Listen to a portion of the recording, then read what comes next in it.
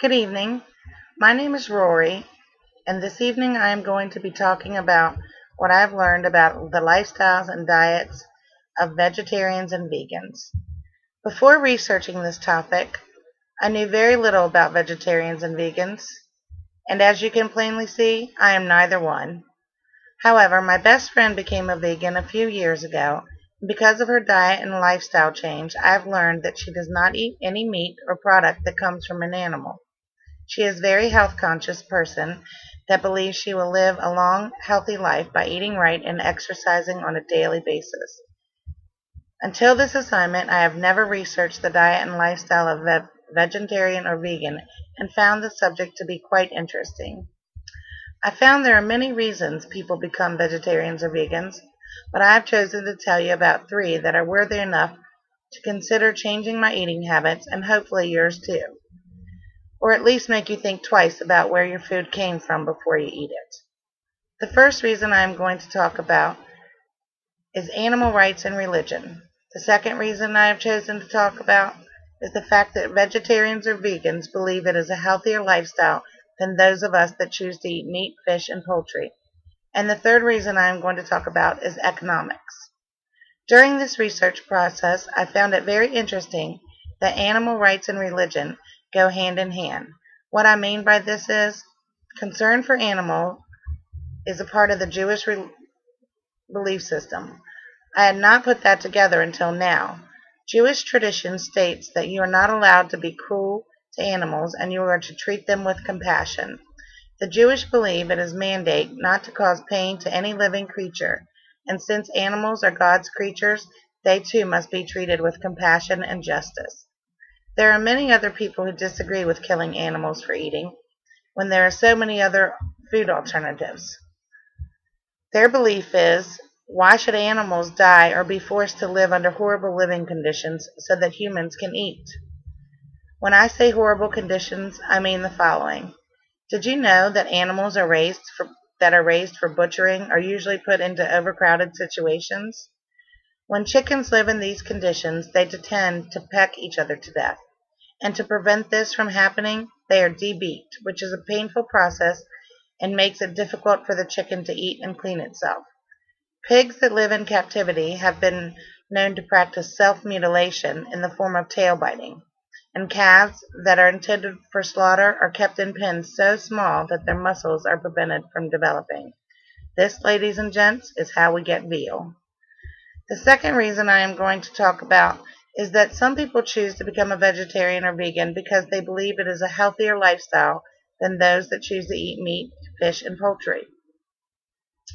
A 1999 article in Vegetarian Times contends that vegetarians live about 7 years longer than us meat eaters, and vegans live about 15 years longer than us meat eaters.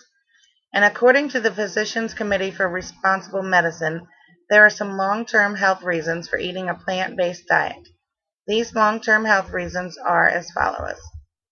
A vegetarian diet lowers blood pressure in those people who are prone to high blood pressure. Vegetarians tend to have lower cholesterol levels. Vegetarians have cancer rates that are 20 to 50% below population average. When compared to the general population, vegetarians are far less likely to be obese.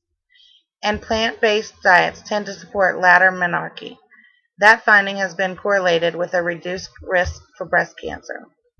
Some doctors, along with vegetarians, believe that living this non-meat-eating lifestyle helps prevent and fight cancers. Keith Block, who is the medical director of the Block Medical Center in Evanston, Illinois, believes that allowing a cancer patient to eat whatever he likes only helps feed the cancer and starve the patient. He contends that dietary recommendations should be a part of cancer treatment, and he advises his patients to adhere to a strict, low-fat vegetarian diet which consists of more than half of all calories should come from complex carbohydrates and less than 15% of calories should come from fat. A study conducted in Sweden supports Block's beliefs and found that breast cancer was more likely to reoccur 2 to 4 years after surgery with the patients that continued to eat a high-fat diet. Here is a list of benefits that plant foods give our bodies in order to help fight cancer. Plant foods inhibit cancer. Phytochemicals in broccoli, cauliflower, and other cruciferous vegetables help cancer-fighting enzymes purge carcinogens in cells. Garlic strengthens the immune system. Soy foods contain genistein, which is a chemical that counteracts hormonal cancers and shrinks tumors.